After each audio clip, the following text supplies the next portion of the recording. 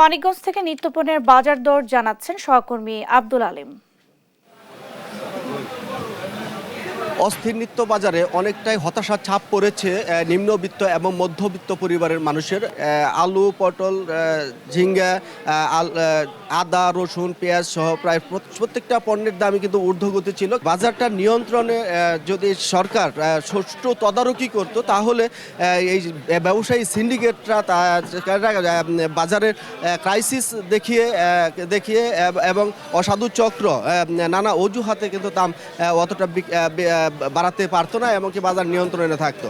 তো এছাড়া যে মাছ মাংসের বাজার, সেই মাছ মাংসের বাজারেও যে অস্থিরতা, সেই অস্থিরতা কিন্তু রয়ে গেছে। এবং ইলিশ মাছ যেমন আজ বিক্রি হচ্ছে 1300 টাকা থেকে 2200 টাকা কেজি পর্যন্ত, এবং অন্যান্য যে রুই কাতলা মাছ আছে সেটি বিক্রি হচ্ছে 400 থেকে 450 টাকা। এবং দেশি মাছ যে গুঁড়ো মাছগুলো রয়েছে সেই মাছগুলো প্রায় 600 থেকে 1600 টাকা কেজিতে বিক্রি হচ্ছে। আর তো আমি কথা বলেছি কনজিউমার অ্যাসোসিয়েশন অফ বাংলাদেশ, মানে ক্যাবের যে সাধারণ সম্পাদক শামসুন নবী তুলিব, তার সাথে তিনি যেটি বলেছেন যে জেলা প্রশাসনের যে সাধারণ মিটিং হয় এবং যে মাসিক সমন্বয় মিটিং হয়, সেই মিটিংয়ে বারবার এই বাজার মনিটরিংয়ের জোরদার করার জন্য তাগিদ দিলেও কিন্তু বাজার মনিটরিংটা জেলা প্রশাসনের পক্ষ থেকে করছে না। তাতে সে অভিযোগও তারা করেছেন। আমরা জেলা প্রশাসকের কার্যালয়ে কথা বলেছি এবং মানিকগঞ্জ ভোক্তা অধিকার সংরক্ষণ অধিদপ্তরের সহকারী পরিচালক আসাদুজ্জামান রুমেলের সাথে কথা বলেছি।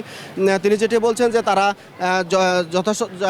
যথাযথ চেষ্টা করছেন যে বাজারটা যাতে নিয়ন্ত্রণে থাকে তার তদারকি করতে, এবং বাজার মনিটরিংটা তারা জোরদার করার আশ্বাস দিয়েছেন। এছাড়া কিন্তু যে চালের বাজার, সেই চালের বাজারও কিন্তু অস্থিরতা রয়েছে এবং প্রতি বস্তায় প্রায় 50 থেকে 100 টাকা বেড়েছে বলেও অনেক ব্যবসায়ী জানিয়েছেন। তো ব্যবসায়ীরা এবং সাধারণ ক্রেতারা কাছ থেকে যেটুকু জানতে পেরেছি যে একটি অসাধু চক্র অনেক সময় এই কারসাজি করে এই পণ্যের দামগুলো বৃদ্ধি করে। তো এই অসাধু ব্যবসায়ী চক্রের বিরুদ্ধে যদি প্রশাসন জোর ব্যবস্থা নিত তাহলে এই বাজারের অস্থিরতাটা হতো না বলে তারা দাবি জানিয়েছেন।